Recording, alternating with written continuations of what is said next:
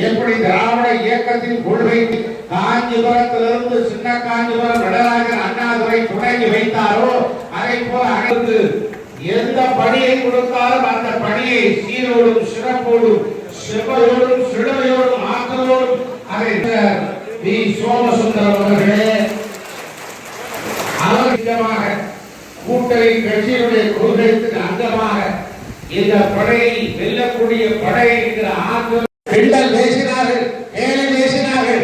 ஆனால் அவர்களோடு கூட்டணியை வைத்துக் கொண்டு மத்தியிலே அங்கம் வைத்தவர்கள் தான் திமுக.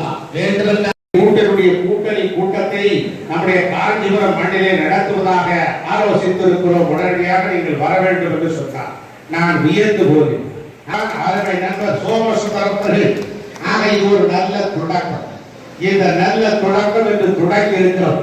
காஞ்சிபுரம், உத்தரவேலூரும், ஸ்ரீபெரும்புத்தூரும் நம்முடைய என்டிஏ கூட்டணியுடைய வெற்றிக்கான முதல் படிக்கட்டுகளாக அமையும் தமிழ்நாட்டின் முதல் வெற்றி செய்தியை 3 தொகுதிகளிலும் தட்டி பறிக்கும். அந்த அளவுக்கு வெற்றி கணியை என்டிஏ கூட்டணி பெறக்கூடிய அளவுக்கு களம் அமைக்கின்ற ஆற்றல் விரிந்த மாவட்டம் தான் நம்முடைய காஞ்சிபுரம் மாவட்டம். இப்படிப்பட்ட நிலையிலே தடுமாறி போய் கொண்டிருக்கிறது திமுக சர்க்கார். கூட்டணியிலே காங்கிரசும் இன்னும் குழப்பம் இருக்கிறது. அவர்கள் இன்னும் கூட்டணி 70 நாட்களாக குழு அமைக்கலாம் என்று சொன்னார்கள்.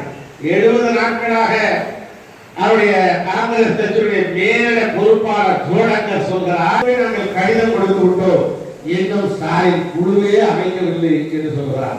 அப்படி தடுமாறி கொண்டிருக்கிறது கூட்டணியிலே குழப்பம் ஏற்பட்டு கொண்டிருக்கிறோம். காங்கிரஸ் திமுகவோட இருக்குமா அல்லது வேறு பக்கிட்ட பிறகு பசித்து வந்த நண்பரை சரக்கு வாங்க வந்த வியாபாரியை போல மனநிலையில் தான் திமுக சர்க்கார் தடுமாறி போய் கொண்டிருக்கிறார்.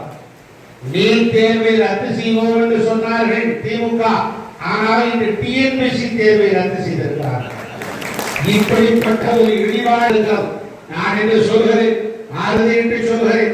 என்டிஏ கூட்டணி கட்சி கருடராக முடியாது.